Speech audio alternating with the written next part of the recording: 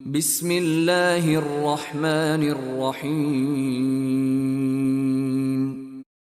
अस्सलामु अलैकुम वरहमतुल्लाहि वबरकातुहू।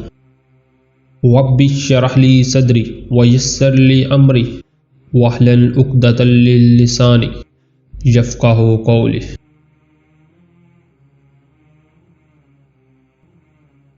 Narrated by Umar bin Al-Khattab, radiallahu anhu. I heard Allah's Apostle, peace be upon him, saying, the reward of deeds depends upon the intentions.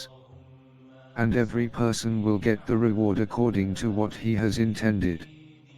So whoever emigrated for worldly benefits, or for a woman to marry, his emigration was for what he emigrated for.